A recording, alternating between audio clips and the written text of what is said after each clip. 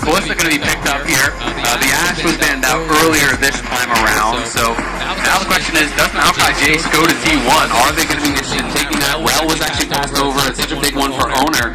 There's obviously answers that they can go towards, like the Senna-type lanes, like some of those aggressive lanes that we see with Caitlyn and Varus as well. Also wondering if they want to pick up the Aatrox here or go for the counter pick again. Zeus was such a big part of what made the previous game work, and the Renata pickup is a no-brainer that has to be taken away to both deny Chris, the champion I think he's looked the most impressive on, as well as deny specific that Kalista-Renata combo that has been so successful. Even saw it last game. Even with the laning phase, they got a slight lead, but it wasn't like they completely blew out the lane. But in mid-game skirmishes, playing against it becomes incredibly hard. And we'll see what other answer is going to get picked up here. Personally, I would love to see Owner on his Rel, trying to pick it up maybe in rotation. And this is Gumayushi's Draven, a champion that he debuted on as well. Extremely aggressive and really strong into the Kalista. This is one of the many problems you have about dealing with T1 on red side. You go for Kalista burst pick, something that does have a lot of lane power. One of the only APs that can really fight fire with fire down there is the Draven. I would like the Senna again though. I think for Chris, it's a strong laner. We've seen this actually work pretty well in the past also, but this is a tough lane to deal with, and I have to see if Chris is confident to go for it. It's going to be locked in here, so the final pick on the blue side here rests in Xiaohu's hands. Could be full Shadow Isles with a Maokai lock in here, but I don't know whether you're necessarily super excited about seeing a Maokai, see where Xiaohu is going to go. I kind of expect a jungler just to keep these solo lanes a little bit more up in the air, unless they just want to grab the Aatrox and make sure that can't be banned away. But no, it is going to be the 3-piece Shadow Isles with the Maokai lock. And specifically, Webe obviously had an amazing game. It wasn't enough, but his early ganks were really good, and if the team didn't fall behind the way that they did, might have been able to set up objectives the way we've seen Maokai do really since last year at Worlds. Champion has been around for a while now. Now T1 can either try and secure Owner his Rel if he wants to go in that direction. Poppy's another that we know he loves, and Poppy into Kalista specifically I think is a really good angle. Sylas also a good option. It's available for Faker this time, and anytime Maokai's there, it's really, really strong to be able to have that counter engage. Basically just have the more powerful version of that ultimate. Senna ult has some value for cross map as well, so definitely a strong angle, and also a pretty good denial pick for some of the things that you might expect them to go towards. And also, it does mean that T1 is now forced to ban away. Blind Sylas can obviously be punished. The Jace, I think Zhao actually had a great game on the Jace last time around. They were able to play around and decently well, just didn't really end up mattering when we got to the fights. But T1 gonna try and make sure that Faker does actually get through the lane. Last time out, we saw Weibo target Owner, and I think they're gonna try again, even though it didn't work out. His lead was still incredible. Poppy and Rel to me are no brain bans here. Yeah, the Sejuani will still be up and available though. And cross value alongside a Sylas in the mid lane will definitely be very, very scary, augmented by Zeus picking up something pretty strong, bruisery on the top side. Exactly, and almost guaranteed you think Zeus is going to play one of those types of champions. It's going to be an Aatrox or Ione or something along those lines. That could be a strong pairing, so it's tough. I'm almost more afraid of the Sejuani from this point, even though I associate Owners much more with the Rel. Pick your poison, and they said no. We prefer not to. That can be up to Owner if he would like, and so we'll see whether it is going to be the Rel or the Sejuani. Yeah, this is going to be an interesting choice. I mean, I think if they go Sejuani here, they're going towards the melee pairing, but instead it's going to be the Nocturne, so denying some of the ability, I think, of the Shy to play through side lanes. Potentially, you're worried about some sort of side lane pick, some ability to 1-3-1. This really makes that difficult. And it also, if you have a flanking thing coming in from Zeus, some sort of a dive buddy there alongside Faker and an Owner, it can be really tough. So you turn off lights, throw the stolen Maokai ult, and then potentially have Zeus coming in on the flank. And for Weibo, I think one of the consistent issues is that you want to try and get a strong bot lane, which they did, even though obviously the Renata and the Draven are quite strong, but it means that then you have to deal with Zeus getting counterpicked, right? And Zeus, his Yone has been taken away. We'll see what else he can bring out against the Aatrox here, as Xiaohu have of course been a large number of mid bans already, is actually going to go for the Ahri here. Yeah, so the Ahri is going to be locked in. Is that an insta-lock? Okay, there we go. So the Gwen going to be locked in here for Zeus. Something that has been picked into him in the past, but I won't talk about it too much. If you are a T1 fan, I imagine that is definitely going to cause some pain. But this is really, really fun. Zeus really fighting fire with fire there towards that top side once again into the Shy's Aatrox. It's going to be interesting. We haven't really seen Gwen do that well at Worlds, to be honest, because it's one of these picks that takes a long time to turn online. And I feel like even seen Zeus play the opposite in this matchup, where he's going for the lethality build on Aatrox and really kind of has earlier and more powerful power spikes, because this Gwen is going to need a couple items before you really start to outshine what the Aatrox can do. That being said, if they can get to that point, T1 has an incredible 1-3-1. They really can attack those side lanes so heavily with the Nocturne as well, and you do have that flanking top laner that I was talking about as the final piece, Stolen Maokai. You have the hostile takeover, you have the Nocturnal, you have a flanking Gwen. All of this being thrown at you with the lights turned off is so hard to deal with. And my expectation as well is that with a lot of attention should go again towards the bot lane, we'll see how the Shy can recuperate after a pretty rough game one. Exactly right, but fist bumps have come out between our coaches. It is time to get onto the ref for game number 2. There is match point on the line for T1 and Weibo could bring us to a best of 3 here at Worlds 2023, and I think everyone is aligned in just wanting as many games as possible here in this final. The last couple of years have been pretty good as far as games in the finals are concerned, and so hopefully they can bring us to one of those, even if it could bring some heart attacks here to Gunshot Skydome. I imagine that it could be a difficult time. Yeah, since 2018 it's only gotten better, right? We got 2 3-0s, that's not so great, a 3-1, and then back-to-back 3-2. Yeah. And those are the most fun and stressful. Certainly the most stressful and the most fun chronicler. Exactly right. Here we are into game number 2. Weibo gathering up towards this bottom side. And T1 not going to be walking too close to where all 5 members were positioned. So nothing to worry about too much.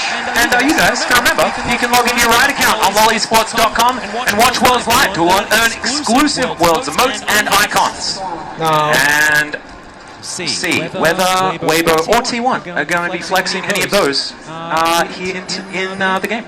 And you can see that side lane war here from Weibo, trying to maintain side lane advantage. They have to be winning out in this 2v2. They need to utilize that Callista to be the one stacking dragons, much like T1 did last time. But T1 did take the time. Zeus went in, got that deep ward, so that I have full info on where Weiwei is going to be starting. Is going to be looking for this top towards bot clear, because it's going to be this classic Weibo playstyle that we have seen so much of at Worlds. Focus towards bot with the Callista. You have to have it.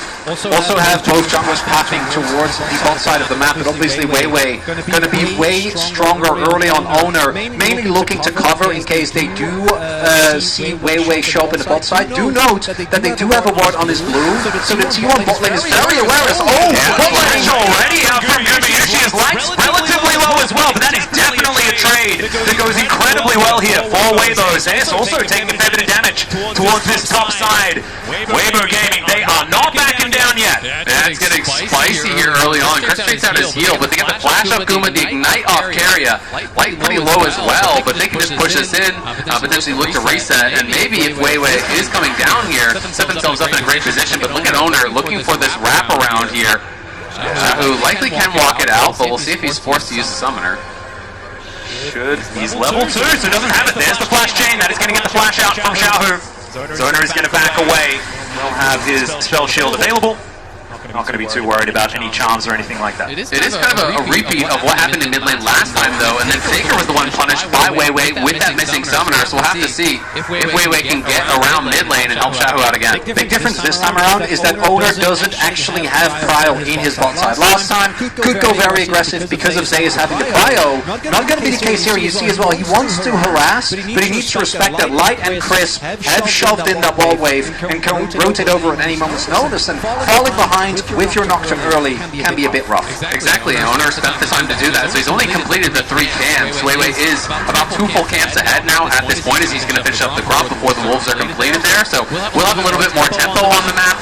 Light's just going to take this early recall here as they bounce the wave on bot side. Chris making sure there's no sort of a freeze going on, because Guma had to take a super early base and a horrible buy, as all he was able to get was the refillable on that first base, so Guma's going to be in a pretty tough spot when you compare with what Light has on the other side. Yeah, it looks like Light pretty happy to go towards the Callista that was so incredibly effective for T1 in the last game. And once again, it's a composition from T1 that, like we've been talking about, does want to have these advantages around the map, does want to get towards these Drakes, trying to play for these side lanes, because if you don't have that tempo advantage, things can go wrong. As the Shy does take a bit of damage here from Zeus, but just some Bippo back and forth between the 2 top laners, and both of these champions having a fair bit of sustain. It's a good good adaptation as well from Weibo.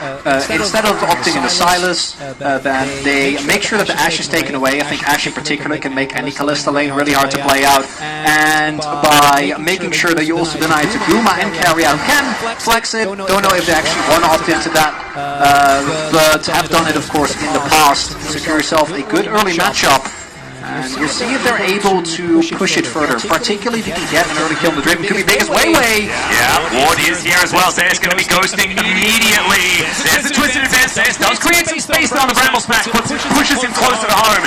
He will have to go back, and now with the Ghost on cooldown, a little bit more susceptible to those ganks. And nicely timed on the skip and slash there from Zeus. Pops the Ghost early, has the E buffered as the advance comes through, so he ends up on the opposite side of Weiwei, so the Bramble Smash can't knock him back, and now Owner on the invade here, trying to put on pressure again. Really high value vision cone there for Weiwei. Spots both the Ward and Owner. And look at the pickaxe advantage. So there's no way that Weiwei can fight. He hasn't based yet. Owner did go back to base, has that additional AD, and Weiwei knows he can't win that. Yeah, and the whole time Faker is backing towards that top side as well, and so they know they can't go and contest that Gromp. It should mean that Owner can collect himself this Wolf camp as well. So the advantages in the jungle are continuing to blossom here for T1, but on the bottom side of the map, Light's still holding that advantage. Yeah, it's big there for T1 though, because it turns what was a really rough play, a gank towards Zeus, into a really big win. He immediately teleports back, is able to get Cryo. The Shy hasn't had a window yet, and they can get Owner faster to his level 6 with him now having a CS. I feel like we haven't talked about it at all. It's going to be AD because he is playing Fleet for Work and he has the Gurchi's Shard. So I think it is going to be Static Shield Rogue. I think this is going to be AD Ari. We've seen quite a lot of this online. This is kind of the new evolution of what we were seeing with AD LeBlanc and that sort of style. I'm not sure if he's going to go like full on AD on hit or more just that similar build where you go Shiv into Lichbane and play the Night Harvester as well. That's the most common one I've been seeing online. But obviously trying to be able to side lane and trying to be able to kind of slam home an advantage as this range versus melee matchup in the Faker. So it's a very different style of Ari than we just saw, and I'm excited to see it because I think this is the first pro game that I can recall seeing it in. Yeah, I haven't seen it yet either. So interesting to see what Shahu is going to be able to get done on this version of the Ari, and I have to feel that the Ari AD variety should be better in lane against Faker as well. They don't really need to land as many spells if you just right-click people. I like that idea. But Weibo trying to be able to grab themselves the first streak. Should be in the scuttle here as well. Weiwei is getting double duty done. They are going to be able to grab this off the back of their very supreme control of this bottom lane. Yeah, this all goes back to the level 1. Light and Chris playing it out early on very well. And one of the things that we haven't really talked about yet, that the Draven can struggle with, is not having a jungler that can enable you. So they say that Owner is a top. Yeah, there's dashing forward, the needlework is out. Snap, going to connect, but doesn't do too much, and in goes Owner! The blast was incredible from the Shy! Oh my goodness, about 1 health, but will be able to walk away, but I don't think he's going to be excited about ganking the Shy anytime soon. Why is that is just not fair! That is the Shy encapsulated the massive outplay into the overstay. He has the 1v2. He likes his odds in the 1v1, and that is such a costly death because he has no TP, gives up first blood with 2 stacked waves at his tower. That is catastrophic. That is so initially he outplays it, gets the Q while dashing back, denies the fair, and then he goes back in. Not only is it Zeus getting a kill, which in this nobody matchup is extremely rough, but it also means that Owner's first ult was a success. The first ult on Nocturne is so big, he gets his early Ultimate Hunter stack, he gets a ton of assist golds, and that was an unforced error. Yeah, I mean, he did, right? You can just stay in your tower and farm it up. He didn't want to lose the wave, but he's the one who goes aggressive. Now he's going to get zoned off the bot wave, so T1 punishing so heavily here. Yeah, the flash forward from Carrier finds the handshake this time. The Infernal Chains come in, he's lit on fire, he's feared, and Kumayoshi catches it. It's the Shy getting way down in this game now as Weibo have their bot lane up top. Zeus will not be an easy dive here. He is healthy, and he's got the ultimate back. They're going to look for it, though. Yeah, we'll see what he can get done here. The flash twist advance comes in, and now Zeus just trying to do what he can to stay alive. It's working! And he is going to be able to dash back towards the minions now. Faker turns up, he's got his own nature's grasp, but Xiaohu is going to join this one, and Zeus is running the wrong direction. We'll see how much time he's going to be able to buy here, because maybe this is an execute as he heads towards the turret, and there it is! Oh my god, everything is going T1's way. It's a Shy. Now shows up in his third lane. Top lane didn't work. Bot lane's not working. Hey, let's check out mid lane.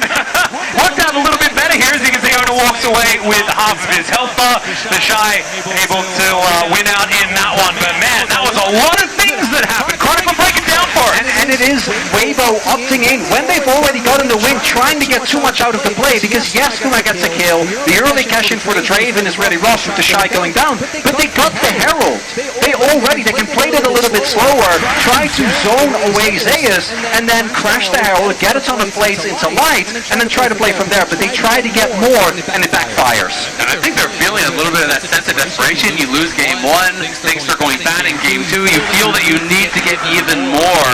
But T1 in such an incredible spot here now, and that kill for the Draven was so critical, because Draven from behind is such a weak champion, but when you're able to snowball, it can really be a different story. And he's got 300-400 gold ahead of his opponent. Yep, exactly right.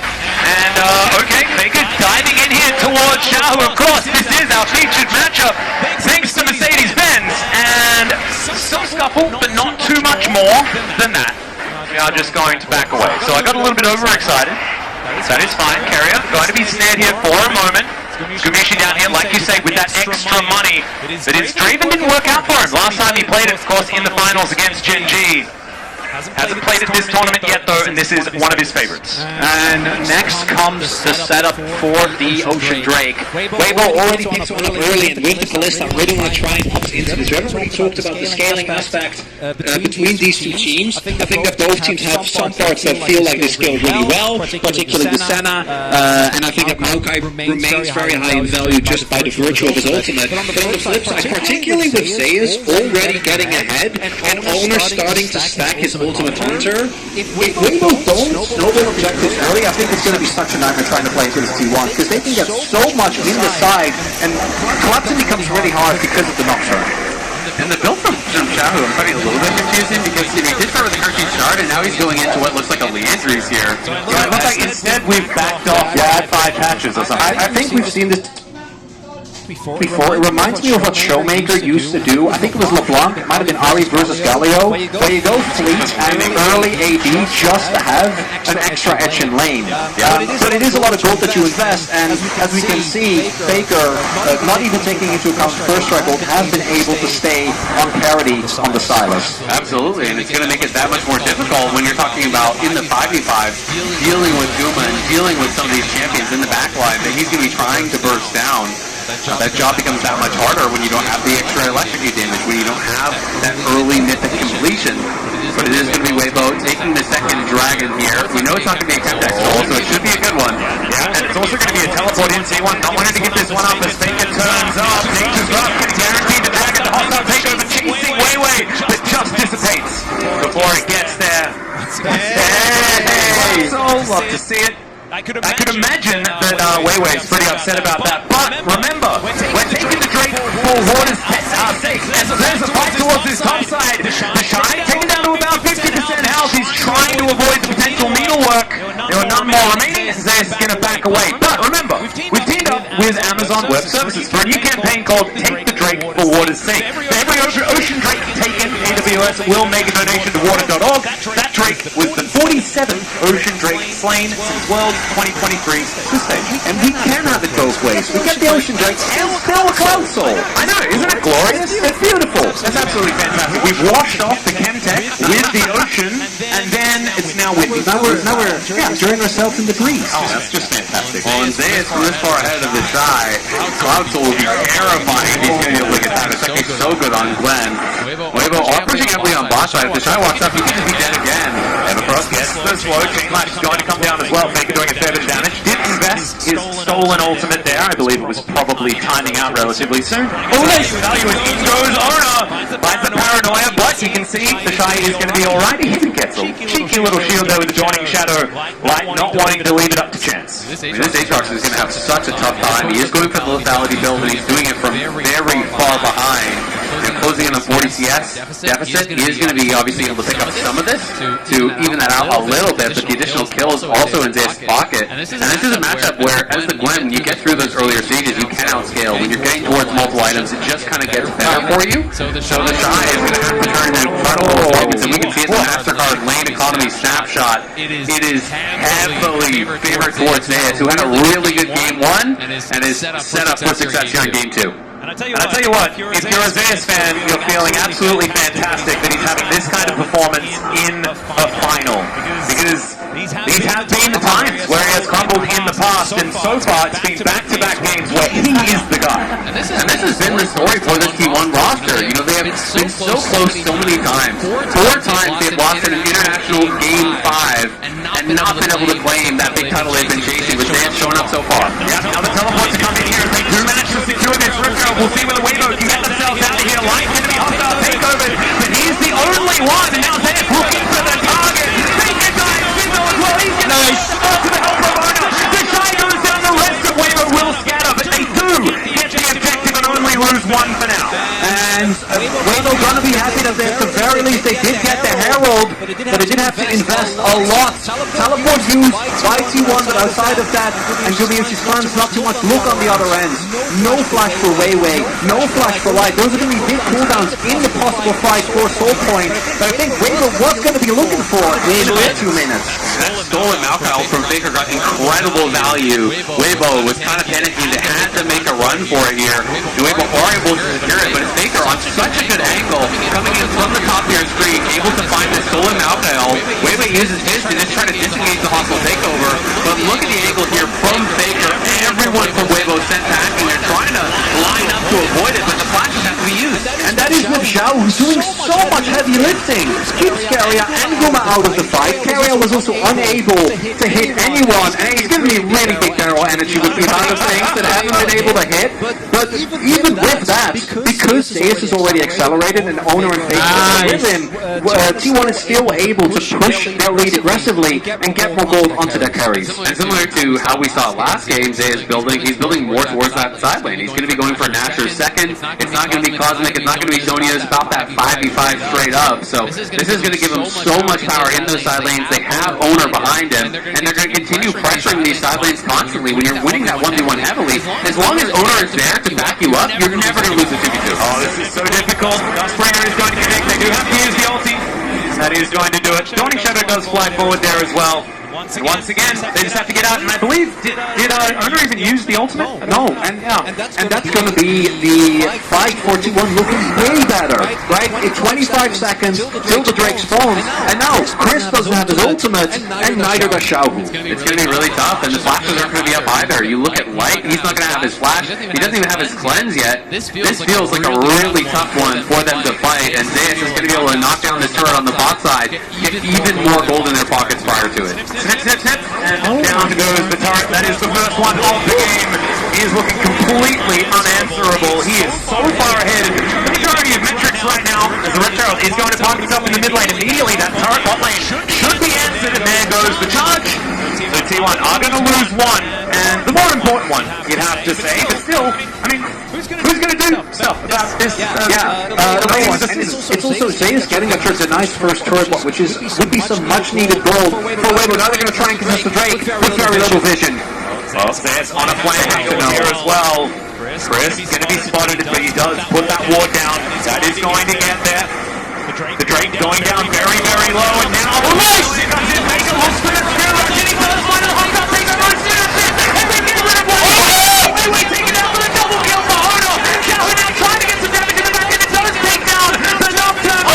Fighting on the bottom side of the map, and Guliucci is going to catch it once again, and T1 wipes the fight, and T1 winning everywhere. The fight breaks down into multiple skirmishes, and they outplay, they all the kills. It is 7-1. They're gonna take the dragon, the only thing that was working for Weibo in this game.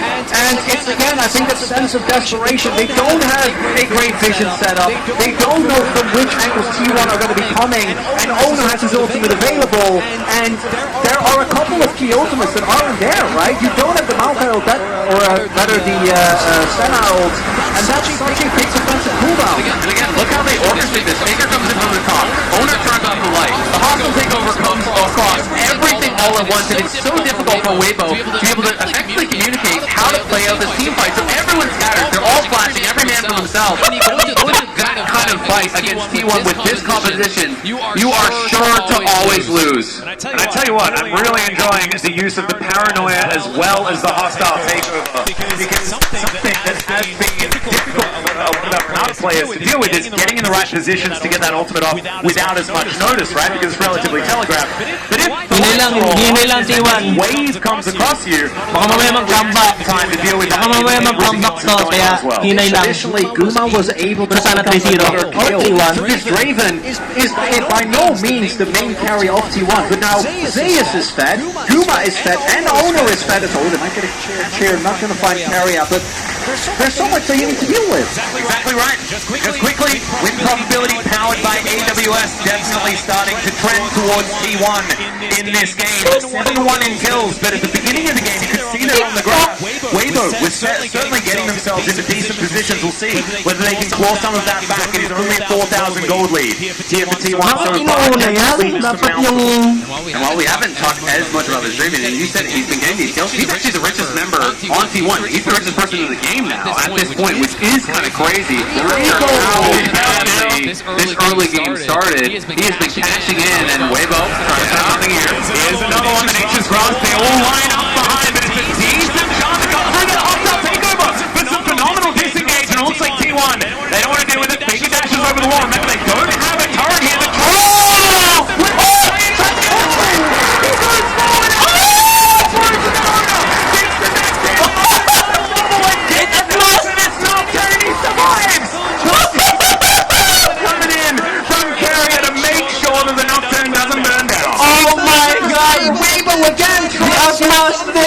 Oh my god! Sidestep from Carrier doesn't get caught, and with Renata alive, it becomes so hard. While all that was happening, the Shy was rotating over. Zeus just backed! Yeah, Zeus isn't even here. They decide, hey, we gotta go now. We're falling behind. The initial play looks good as Owner gets jumped down so incredibly low. Shahu flying in, but this is the sidestep that you're talking about right here. Shahu goes for it with the last charge.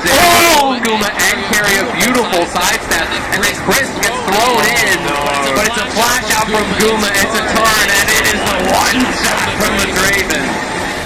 And the one shot from the Nocturne as well, using himself as a bullet into that backline and secures the kill on to Shahu. Also the Dustbringer, I believe, got the kill in the first place. So this Nocturne is just massive.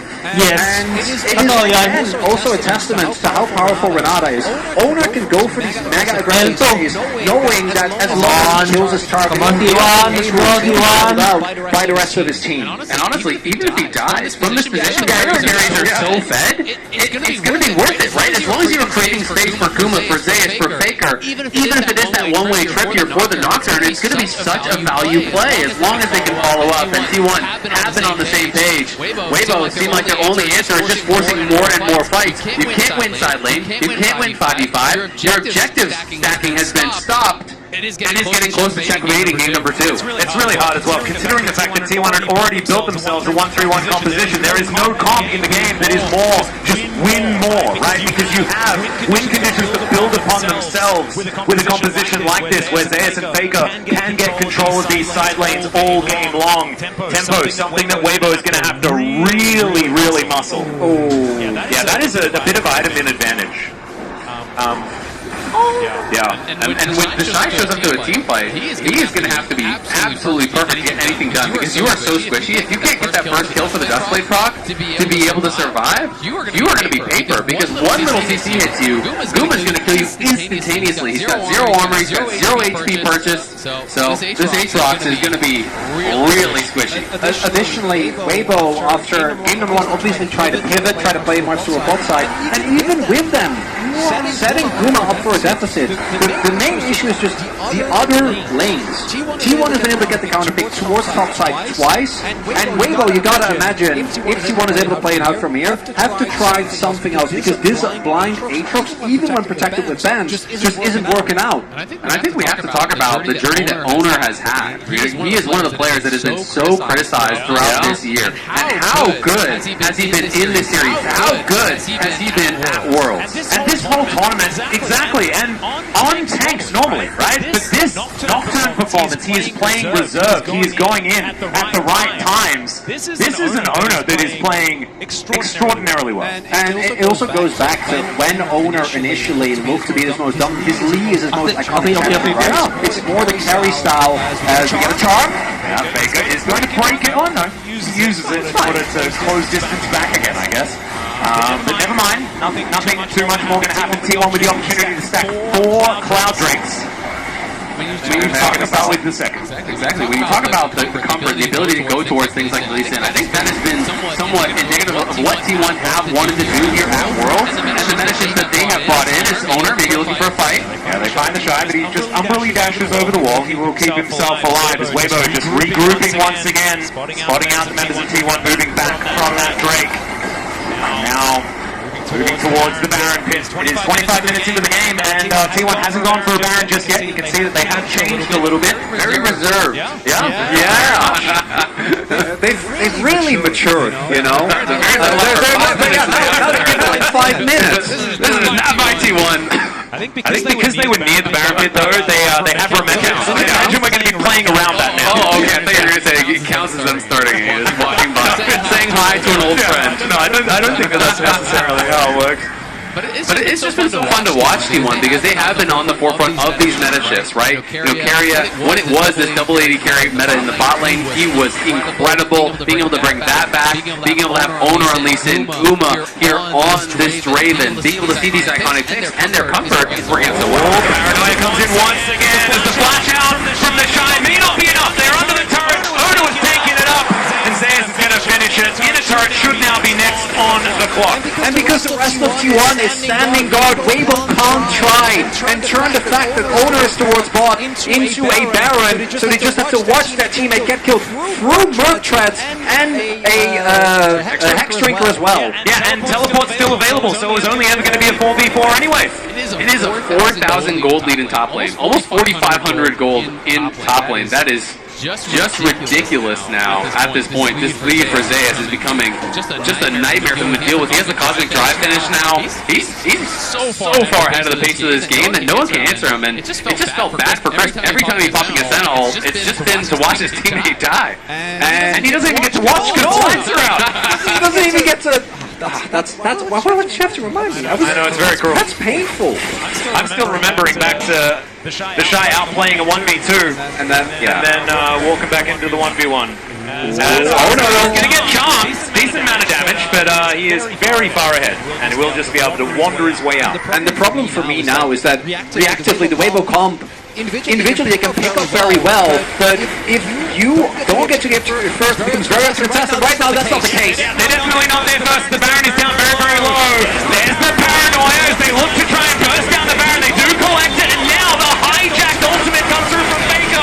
Now Zayas dives in. He's taking matters into his own hands. He hasn't taken any damage. Weiwei has to run away. He gets thrown back by the Bramble Smash, but the damage has already been done.